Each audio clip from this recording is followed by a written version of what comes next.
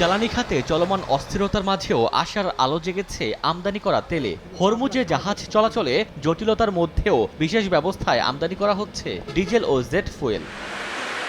ভারত থেকে পাইপলাইনের মাধ্যমে দিনাজপুরের পার্বতীপুর রেলহেড ডিপোতে আসছে আরও ৫,০০০ মেট্রিক টন ডিজেল। বৃহস্পতিবার সকালে ষষ্ঠ দফায় বাংলাদেশ ভারত মৈত্রী পাইপলাইনে তেল আসে। উত্তরাঞ্চলে সংকট নিরসন ও মজুত স্বাভাবিক রাখতে বড় ভূমিকা রাখছে এই তেল। মার্চ থেকে এ পর্যন্ত দেশে ভারতীয় ডিজেল আমদানি হয়েছে ৩০,০০০ মেট্রিক টন। ১৩,৫০০ লিটার গাড়িতে আমরা যে তেল পাচ্ছি ৩,০০০ আর ৪,৫০০। এই জায়গায় আমরা তেল ১৫,০০০ লিটার, এই জায়গায় পাচ্ছি এখন ৯,০০০, ৬,০০০, এইভাবে নিয়ে যাচ্ছি আর কি। সপ্তাহে মনে করেন যে ১৫-২০ হাজার তেল বিক্রি হয়, সেখানে তেল পাই ৩,০০০, ৪,০০০। এটা দিয়ে কি মেকআপ হইবে?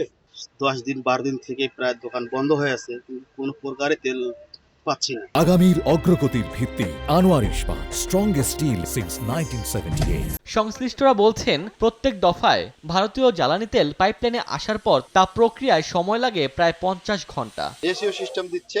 গত 25 সালের এপ্রিল মাসে যদি আপনি তুলি থাকেন তেল, আপনার এই এপ্রিল মাসে 26-এর এপ্রিল মাসে ওইটুকুর তেল আপনি পাবেন, এর বেশি পাবেন। যাদের গত বছর এই সময় লিফটিং ছিল না, তারা পাচ্ছে না।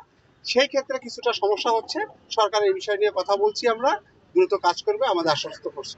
দেশজুড়ে সংকটের মধ্যেই চট্টগ্রাম বন্দরে প্রতি সপ্তাহে পরিশোধিত জ্বালানি তেল নিয়ে ৩ থেকে ৫টি জাহাজ ভিড়ছে। পতেঙ্গার ডলফিন জেটিতে ৩৪,০০০ টন ডিজেল নিয়ে নোঙর করা এমটি লুসিয়া সলিস থেকে খালাস শুরু হয় বুধবার।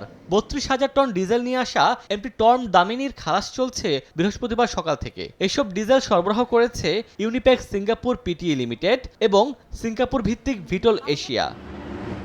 ওমর ফারুক, সময় সংবাদ।